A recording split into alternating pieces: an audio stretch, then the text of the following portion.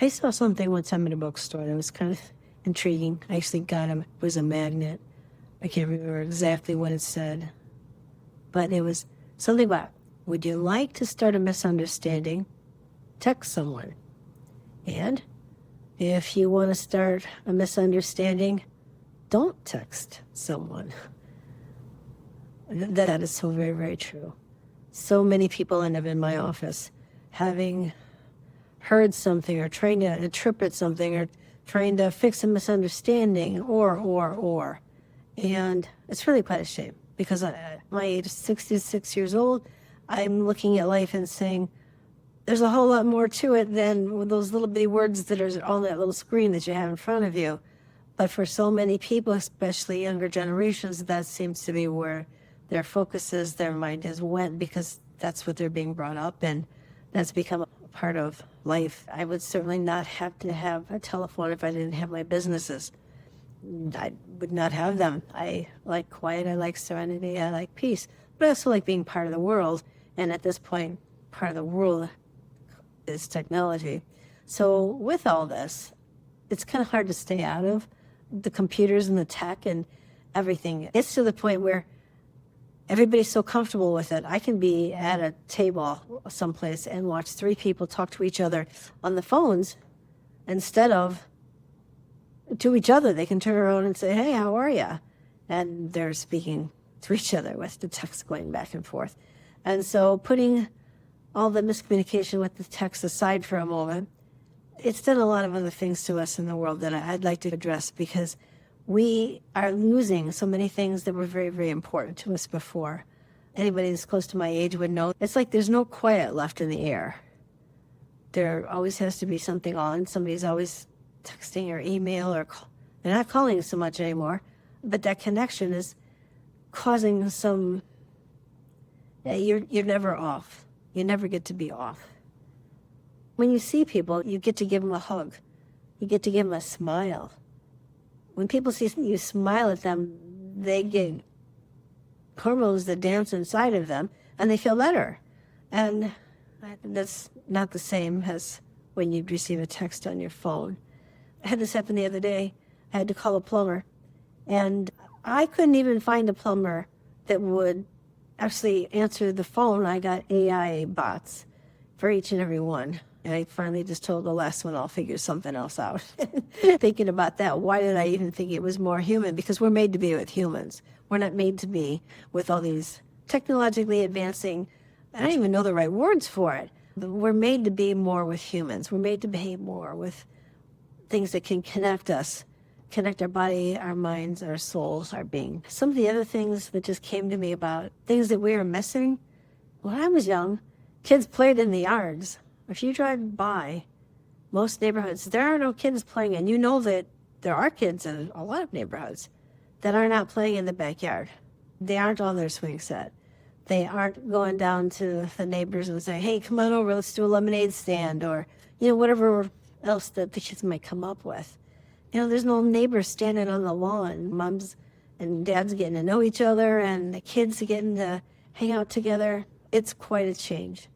So one of the things that's important for me to remind you, whoever you are, whatever age you are, the human connection is how we're made to be. We are supposed to be with other humans. And that doesn't mean you have to be with them all the time. It just means that we need to interact with them to be healthy. Some way, shape, or form, we need some kind of interaction.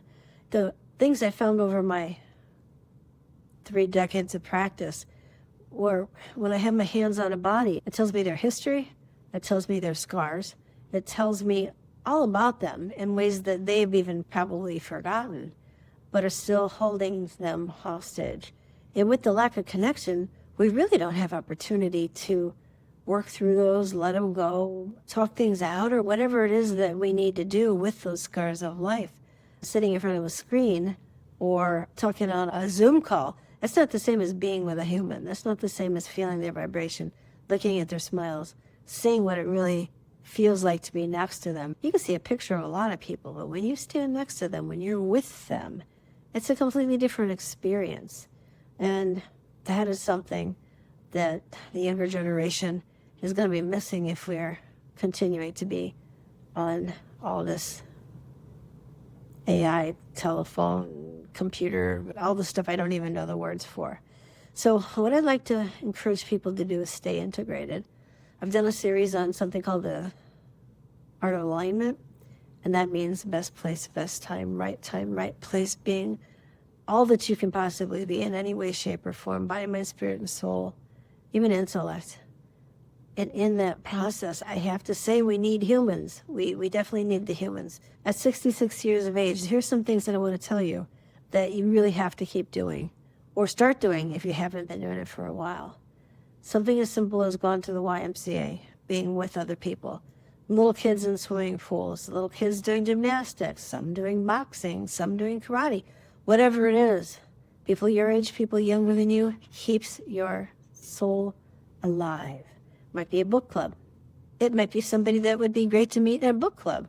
Or playing bunco. That's one thing my mother always did. They had bunco games and pinochle. I was the, the filler. When someone went to the washroom, I was the one who filled in. So I love that. I just love that togetherness. There's knitting clubs, and there's all kinds of volunteer groups, but people need to be with people. They need to be with people, and if a scar comes up, if an emotion comes up, if it's a good emotion, you want to keep it and you want to let it go deeper into your being. If it's one of challenge, it's an encouragement for growth while you're still here on the planet. So do that. Grow, however that may be. If it's something that you're having challenges with growing, the QR code is someplace on this video, and also in the description is a link to reach me. So there's a free consultation, 15 minutes. Maybe I can point something out to you really quickly. Maybe it'd be great for us to work together. Don't know till that happens. So get on and make an appointment. The idea of people being with people, becoming more of who they are. I mean, that's why we're here. We're not here to suffer. We're not here to climb into a hole.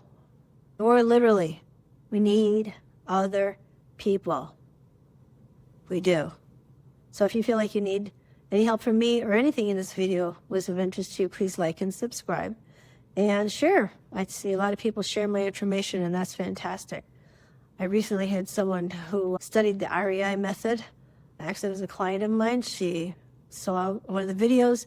She used it when a neighbor came over, and it worked on the neighbor beautifully, and the neighbor actually kind of transformed a bit. So then she shared that with that neighbor, and so that video is running around. So if you have somebody to share with, please do so, because you never know what's in somebody else's head, heart, mind, or soul that might touch them.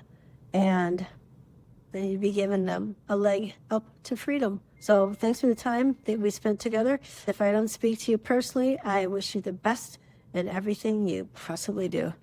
Thank you much.